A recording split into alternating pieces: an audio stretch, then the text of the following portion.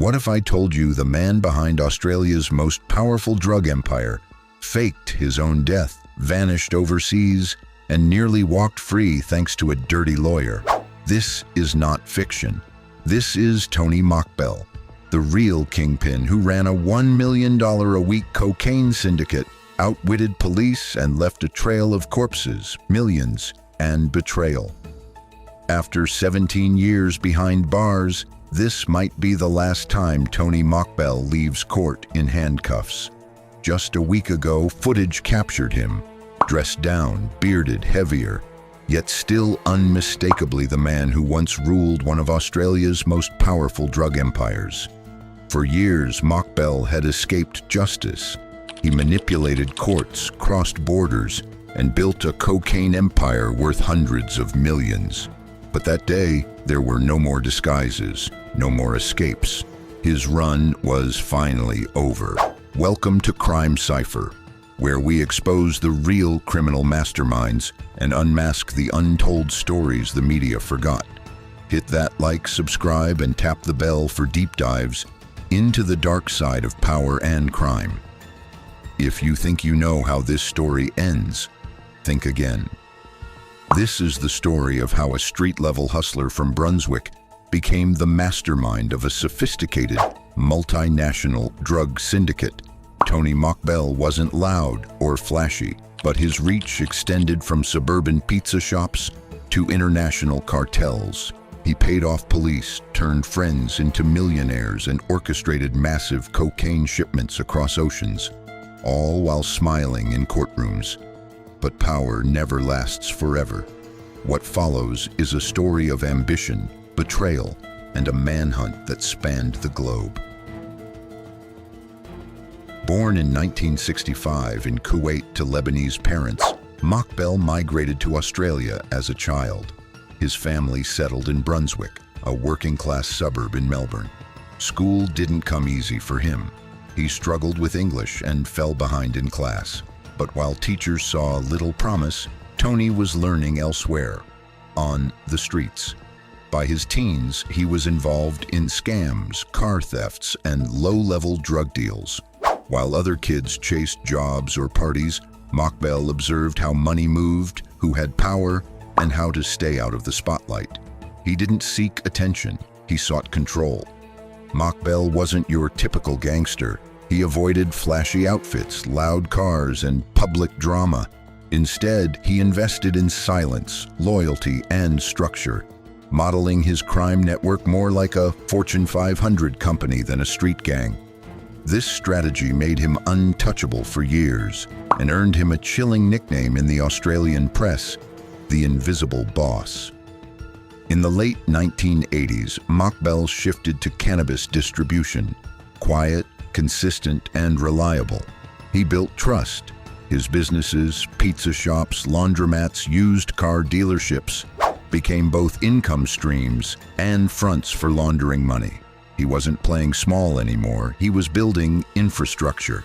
By the early 1990s, he had bridged two worlds, the criminal underground and the legitimate economy. While other players landed in prison or morgues, Mokbel's name began circulating in serious circles.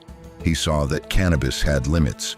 Cocaine, on the other hand, was cleaner, more profitable, and favored by high-end users. Businessmen, lawyers, even corrupt officials. Mokbel didn't want to run a gang. He wanted to build a company, and so the company was born, not officially, but in how it functioned. Importers, distributors, money launderers, and legitimate business operators worked in silos. Most didn't even know who they worked for. That was the point. Mokbel sourced from Middle Eastern, Greek, Albanian, and European syndicates. Cocaine was hidden in cargo shipments, concrete tiles, machinery, food, and shipped to Australia. Once on shore, it was broken into smaller loads and moved discreetly.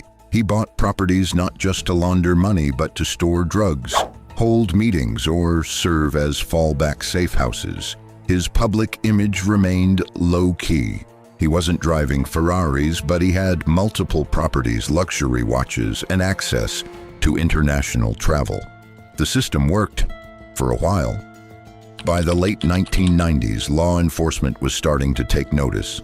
Mid-level raids consistently found high-purity cocaine and cash, yet all trails led nowhere. But one name kept surfacing: Mokbel.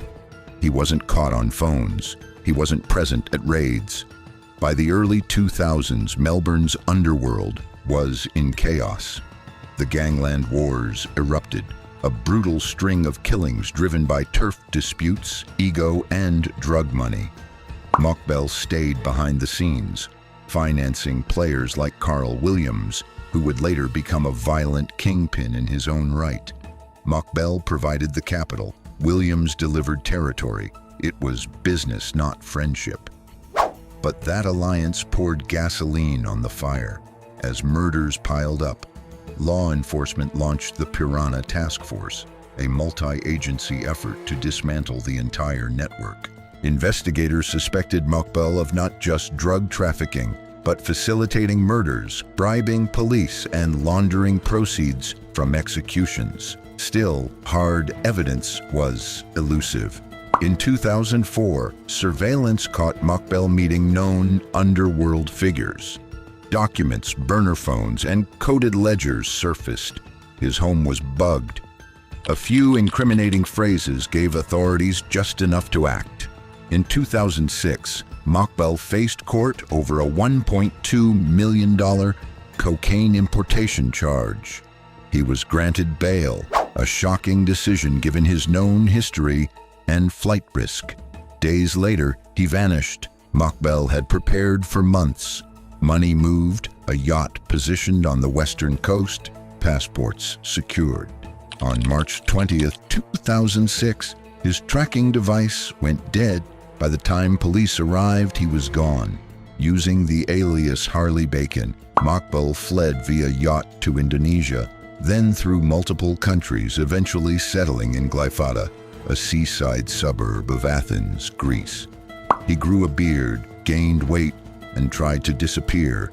On June 5, 2007, Greek authorities stormed a cafe. There sat Tony Mokbel, eating lunch. He was arrested without resistance.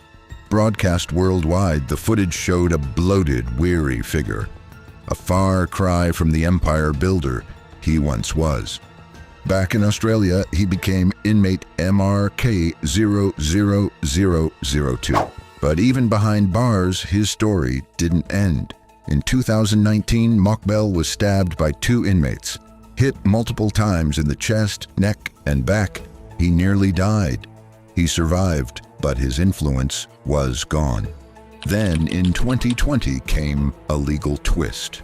It was revealed that Mokbel's former lawyer, Nicola Gobbo, had been a police informant during his trial, a massive breach of client-lawyer confidentiality. The scandal sparked a royal commission and questions about the validity of Mokbel's conviction. For a brief moment, it seemed he might walk free, but most charges were upheld. His appeals failed. His empire was long gone. So were his allies. Today, Tony Mokbel sits in a concrete cell. No more networks, no more headlines. Just the fading name of a man who once controlled a cocaine empire and tried to outrun justice, but couldn't. What do you think? Was Tony Mokbel a criminal genius or just a man in the right place at the wrong time? Drop your take in the comments below. Subscribe to Crime Cipher for more elite true crime breakdowns, interrogations, and forensic deep dives. Don't forget to watch our Australian Gangland Wars playlist to see how Tony's empire fit into a bloody era of underworld control.